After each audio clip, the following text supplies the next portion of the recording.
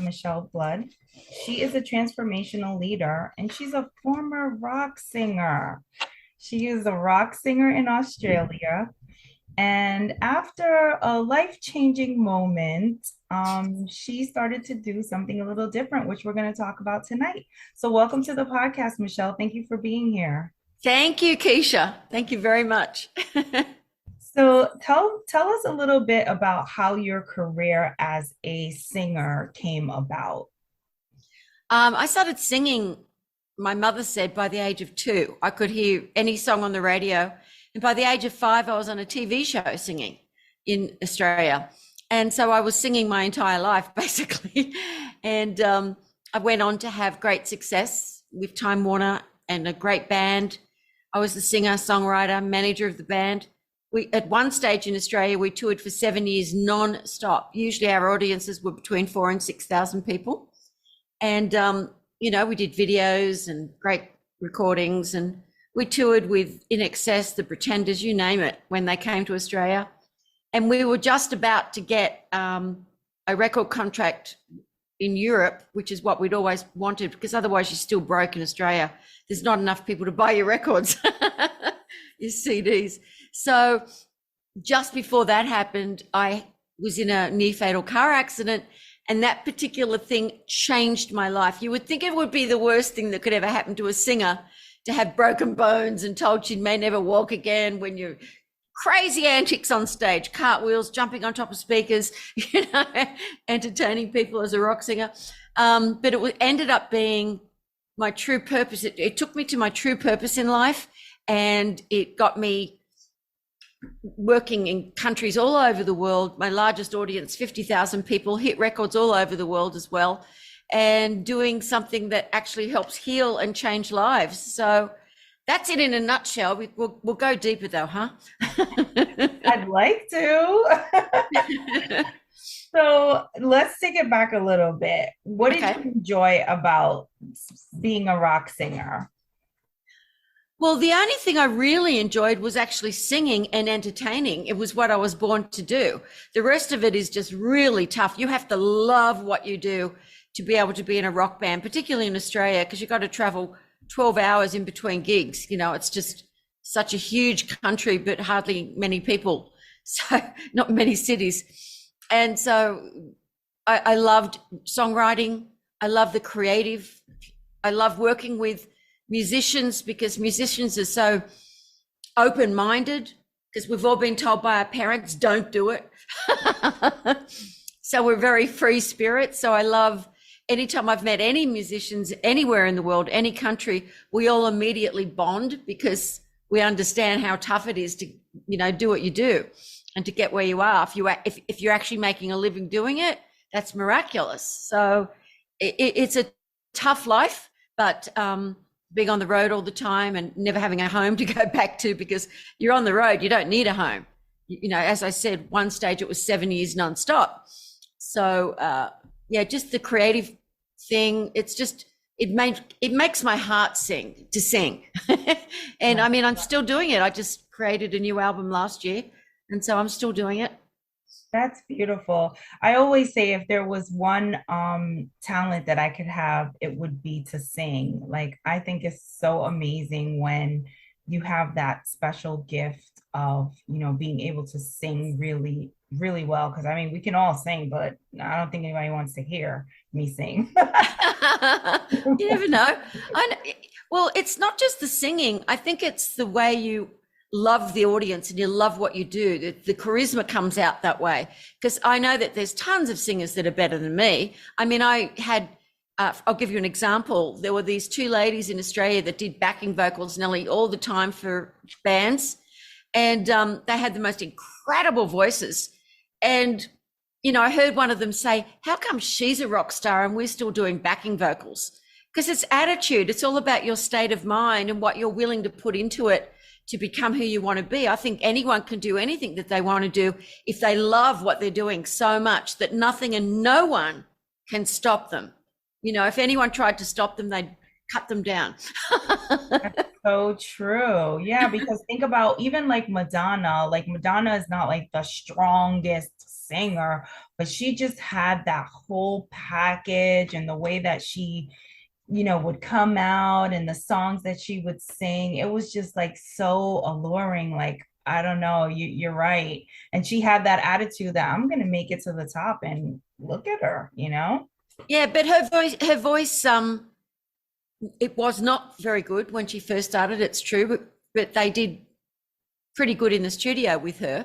But it was after when she did Evita, she started taking full-on proper singing lessons, and she ended up getting a really good voice. She's got a good voice now, really good. Yeah, I mean, I don't think it's a bad voice, but just like you said, like there are people who their voices are so powerful, like, Yeah. And they don't need voice lessons. Like it's, you know what I mean?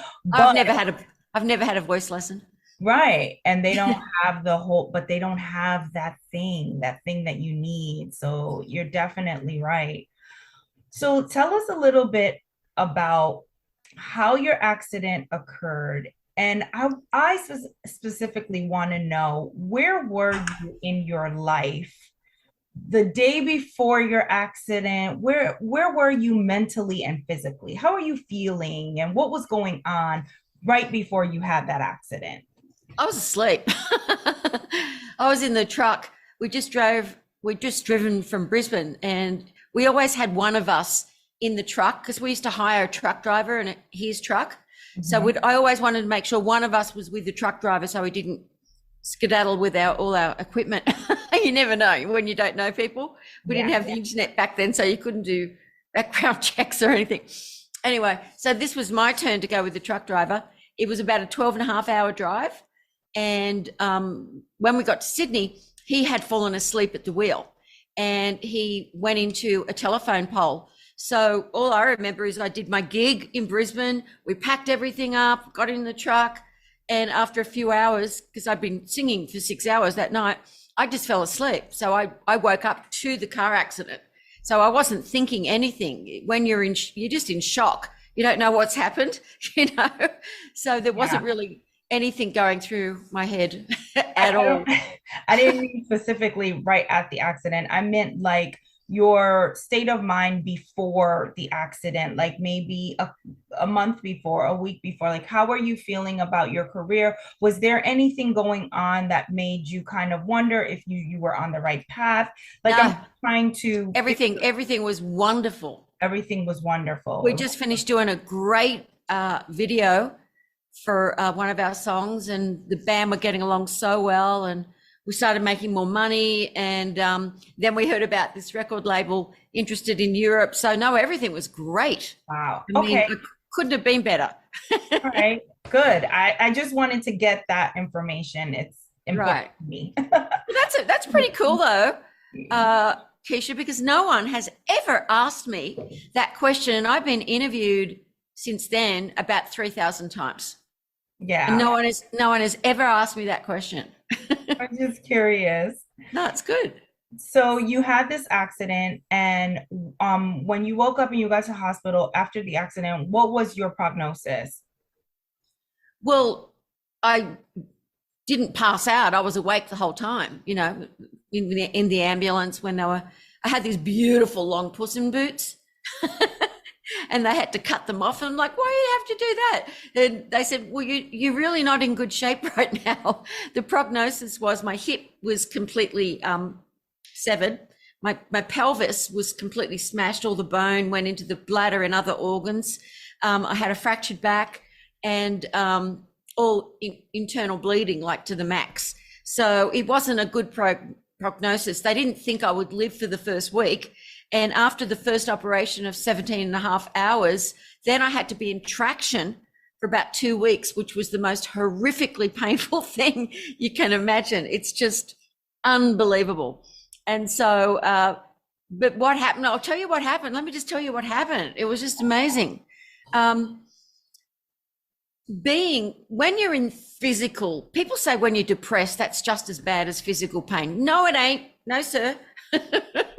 Physical pain, that is that bad. You can't even think straight, let alone feel depressed, because you're in that moment again and again of this horrific pain, and no amount of pethidine or whatever they were giving me could stop it completely. It was just unbelievable. Sometimes I would just pass out because I just couldn't handle the pain. And people kept putting on things I'd never heard about before, affirmations, audio books about positivity, because I'd never needed anything like that, Keisha, because I was on purpose. I loved my life. I got together a great band. We all really got along well. We'd finally found an amazing road crew as well. And so I'd never needed, I had so much willpower, and I was always such a happy, positive person. I never for a moment needed anyone to motivate me. I was the one who motivated everybody else to make sure they show up on time and everything. But when I heard about these affirmations, something within me clicked.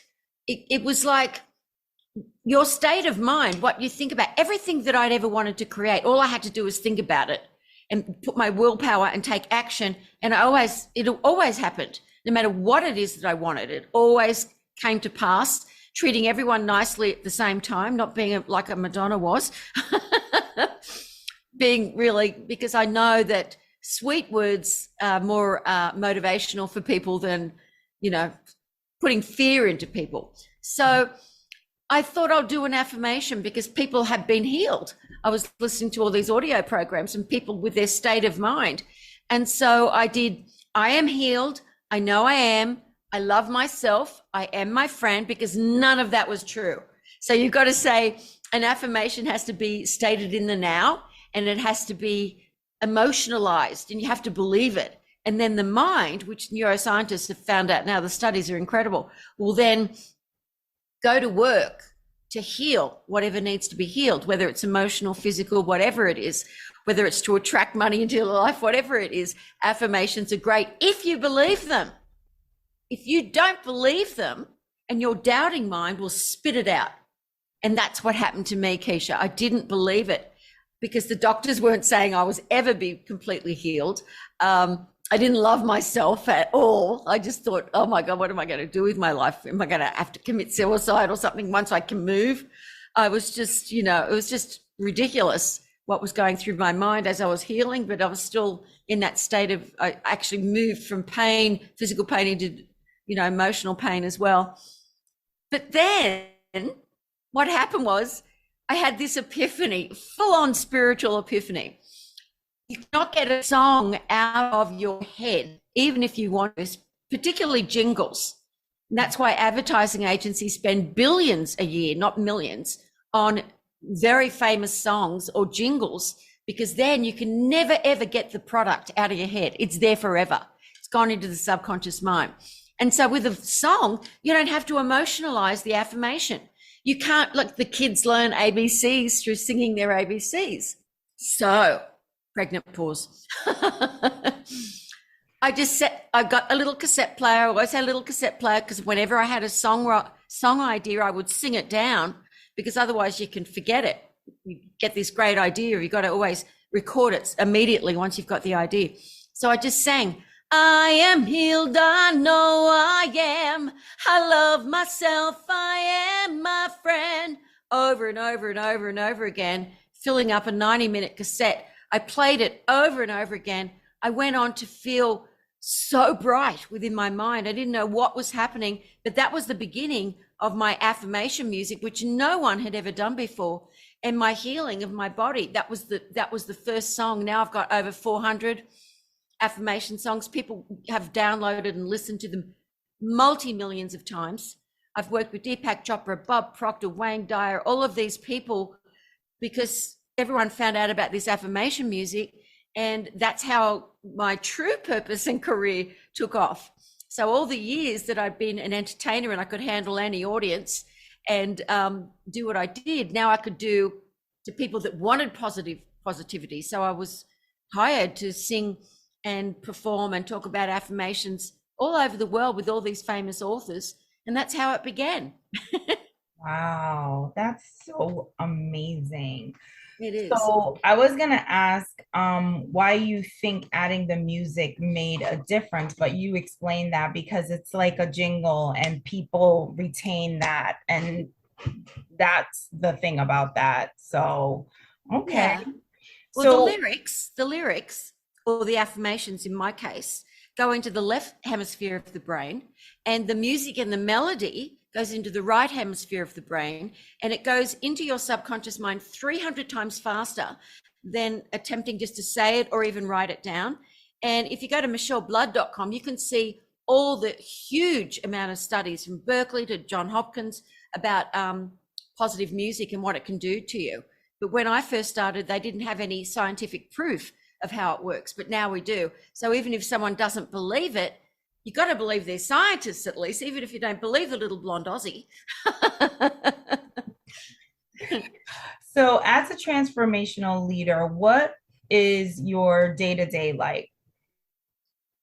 Oh, goodness. I've got students from all over the world, over 32 countries now. It was only 26 last year.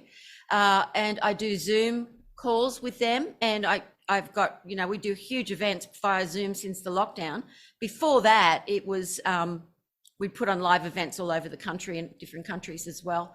And I also write books, I record songs, I do one-on-one sessions with my students from the mysticalexperience.com.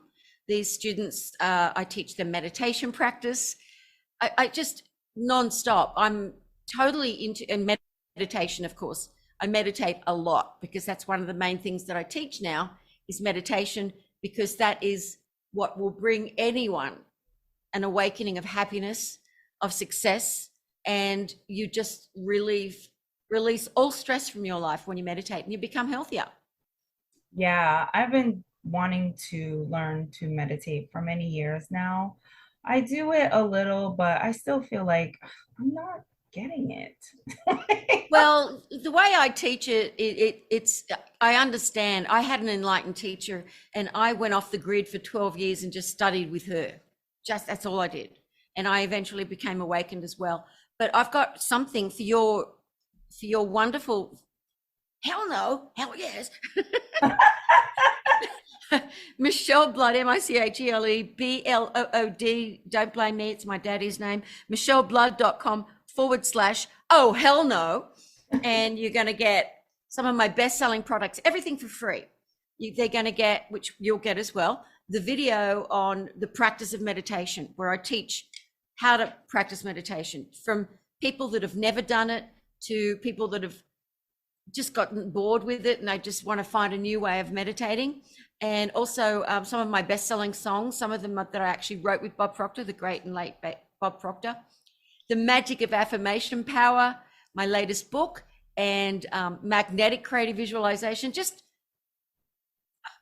goal setting. I mean, probably over $200 worth of products for free, because I really want your listeners, your viewers, to have an opportunity to think, oh, well, I'm not going to do it. But if it's free, you can at least experiment with it and give yourself an opportunity to have these great products that really do work, and just see how you feel after just listening to the songs. You do not have to sing along.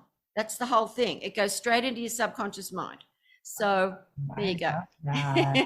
Thank you so much, Michele. I really appreciate that. I will definitely be looking into that, and I hope that my listeners will too. Sometimes I have very lazy listeners, but hopefully they will listen and check it out, because I've been sending them a I always have like this what do you call it, survey. Tell me what you want to hear. Well, you've got to give people incentive. So if you give them free stuff. Well, look, I'm bringing them such great content, like people like you, I'm like, come on. No, when I first met you, I think which was last December at the summit, the energy that was coming off you was, and just the fact that you were cheeky enough to have a show called, hell no. I was just, oh, I love this woman. And I said to you, you want me on your show, you're going to say hell yes to have me on your show. Absolutely. I love when people are irreverent, because then I know that they're their own person and they're doing their own thing, and that's so important to happiness. So good Yeah. for you, girl. Good for Thank you. you. I love that. So you're bringing us into our segue of our oh hell yes moment. So on Side Talk, I switched it up and I asked my guests to share an oh hell yes moment. So an oh hell yes moment is a moment of clarity or success. So I want you to share a moment where you have felt successful or you felt like everything made sense in that moment for whatever you were doing, and share that moment with us. Oh, there's so many. I don't know I which to know. choose. But I mean, of course, the main one is when I had my full Kundalini awakening, but I can't go into that right now because it wouldn't be appropriate. But you know what? It might have been when I first met Bob Proctor. We would do promoters had brought him to Australia to tour all over the country, and they had hired me to come and sing and speak about affirmations, you know, in between, like do about 4 songs per night. And he didn't want a singer, but they said, look, we're paying her because she's really become popular doing this, and she's a popular singer here, and it brings in a different type of audience, a younger audience. And Bob said, I'm Bob Proctor, I don't need that. Anyway, what happened was he came backstage and he said, I didn't want a singer. I went, well, nice to meet you too, mate. And he said, however, he said, I think this is the most extraordinary thing I've ever seen. The audience are up, they're all singing the affirmations, because I had it up on a big screen, the lyrics, and have them all dancing and doing stuff. And he said, and that's what we teach. All of us teach this. Every transformational teacher teaches affirmations. But for them to go into the subconscious mind takes a lot of effort, and you've got to emotionalize them, and people just they give up too easily. And he said, I've never heard of this before, affirmations to rock music. He just said, I want to work with you all over the world. And he meant it. Him and his wife flew me first class all over the world to work with them. He ended up writing music with me. And I knew when he said that this was going to be not just a little thing. This was going to be a big thing in the world for what I was about to do. And that would definitely be, oh, hell yes. And he said, would you like to? And I should have said, oh, hell yes. And I went, yeah, duh. Oh my gosh. So yeah, so that was a good moment. Yeah, absolutely. Wow, what a way to like get that check in that, yeah, I'm totally on the right path. I'm doing the right thing, you Yeah. know? Yeah, that's great. I love it. Well, Michele, it was amazing having you on. I love what Thank you're you. doing. Please tell us again where we can connect with you and where we can get all of the stuff that you are giving to our listeners. Michele Blood, MicheleBlood.com/, oh, hell no. Still love that. Yes. Oh, hell no, guys. So Michele is so kind. She's giving us this free stuff. So, guys, please take advantage of it. Affirmations are the thing to do. I have these affirmations that come to my phone just to remind me in the middle of the day that I am smart, I am strong, I am powerful, you know, and I Keisha, love it. please, can I just add a little thing? Yes. Oh, I don't know why I wasn't mentioning this. We've spent 1.5 years creating this amazing app, which just launched today. Oh, nice. Called magnettomoneyapp.com, only 99 cents. It's got over 63 affirmations with the music underneath it. It's the Magnet to Money song, which is the most famous song I've ever done. Because it just brings you, they're making it into a dance mix in the UK, this song. And it's so powerful to get you into prosperity consciousness. So if you just go to just for iPhones to start with, magnettomoneyapp.com, to that website. I don't know why I wasn't even thinking of that. That's crazy. We've put so much effort into getting this app out there. But anyway. You look at that. I just reminded you of your app without even knowing. Yeah, thank you. Guys, that was like a real moment. I had no idea about Michele's app, but I just wanted to share that. So it's it's God working his magic. So guys, God bless you, Keisha. Thank you. Oh, hell yes. There's another yes, oh, hell yes moment. right, guys, we want that magnet to money app. So we need to get that and dial in, because that's definitely something we all want, is Yeah. prosperity in some shape, fashion, way, whatever it brings. So yeah, Right. I'll definitely be downloading that today. Yeah, you'll love it. It's really, really cool. Absolutely. All right.